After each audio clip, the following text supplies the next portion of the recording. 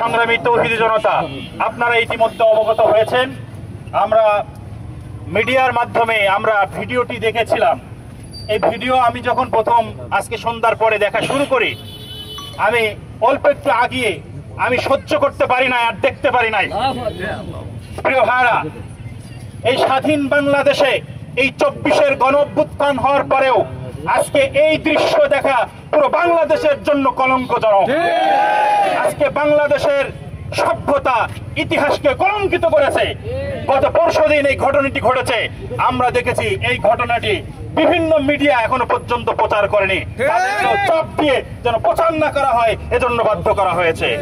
আজকে কার ভয়ে, কাদের এজেন্ডা বাস্তবায়ন করার জন্য আজকে মিডিয়া নীরব থাকলো আমি বুঝতে পারি না। প্রিয় ভাইরা, আজকে এই ঘটনা ঘটার পরে 48 ঘন্টা অতিবাহিত হয়েছে। তারপরে যখন এটা ভাইরাল হয়েছে, তারপরে আজকে পুলিশ ব্যবস্থাপনা নিয়েছে। বাংলাদেশের পুলিশ কি ঘুমায় নাকি? পুলিশ আমরা দেখতে চাই না। আমরা জানি আপনারা ছাত্রদের বুকে কিভাবে গুলি করছিলেন। আজকে সেই গুলি কোথায় গেল? সন্ত্রাসীদের বুকে এই বিড়াল মারতে পুলিশ আমরা চাই না। আজকে এই সন্ত্রাসীদেরকে জেলের ভাত খাওয়ে সরকারি টাকা অপচয় আমরা দেখতে চাই না। প্রকাশ্যে গুলি করে হত্যা করতে হবে। প্রিয় ভাইরা, আজকে কষ্টে বুক ফেড়ে যায়। আজকে কথা বলার জন্য আমরা আক্রুদ্ধ হয়ে যাই। আজকে বাংলাদেশের এই স্বাধীন ভূখণ্ডে যদি আমাদেরকে এই দৃশ্য দেখতে হয়, আমরা 5 আগস্ট যখন গণ অভ্যুত্থান হয়েছিল আমরা বিজয় মিছিল করেছিলাম। আমি সেদিন এখানে দাঁড়িয়ে বক্তব্য করেছিলাম, বলেছিলাম এই বিজয় আমাদের চূড়ান্ত বিজয় না। স্বাধীনতা অর্জন করার চাইতে স্বাধীনতা রক্ষা করা কঠিন। আজকে এই 5 আগস্ট পরবর্তী আর একটা চাঁদাবাজি দল চাঁদাবাজি করে তারা দেশে ছয়লাভ করে ফেলাচ্ছে। আগে চাঁদা নিত এ, এখন নিচ্ছে বি। আগে চাঁদা নিত স্বরবর্ণ নাম দিয়ে, এখন চাঁদা নিচ্ছে ব্যঞ্জন বর্ণ নাম দিয়ে। পরিবেশ একই আছে, শুধু হাত বদল হয়েছে। এই হাত বদল হওয়ার জন্য 2000 শহীদ রক্ত দেয় নাই।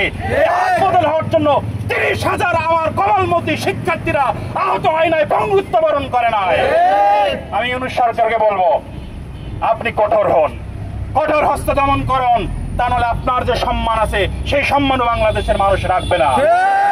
ভাইরা, এই 5 আগস্ট পরবর্তীতে এসে আমরা দেখছি আবার এই একটা ফ্যাসিস্ট তৈরির পায়তারা চলতেছে। যেই বিচার করতে চায় একদল বাধা দেয়। এই বিচার করা যাবে না, আমরা ক্ষমতায় গিয়ে বিচার করব। সংস্কার করতে চাই না, সংস্কার করা যাবে না, আমরা ক্ষমতায় গিয়ে সংস্কার করব। আপনারা কি সংস্কার করবেন তা আমাদের এই 9-10 মাসে দেখা হয়ে গেছে। আপনারা নিজেদের দলের মধ্যে দাঙ্গা হাঙ্গামা করে 2 শতাধিক মানুষকে নিরীহভাবে হত্যা করেছে। আপনাদের চরিত্র আমাদেরকে দেখা হয়ে গেছে। আপনারা চাঁদার জন্য ক্ষমতায় আসার আগ দিয়ে মানুষ আপনাদেরকে পতনের ডাক দিচ্ছে। এই ইতিহাস থেকে যদি আপনারা শিক্ষা না নেয়, আমি আপনাদের কল্যাণকামী, আমি আপনাদের বিদ্বেষকামী না, আমি কল্যাণকামিতার জায়গা থেকে বলতেছি, শেখ হাসিনার এই পরিস্থিতি থেকে যদি আপনারা সিদ্ধান্ত না নেন, এদেশের জনগণ বিপ্লব করতে পারে, আবার বিপ্লব করে আপনাদের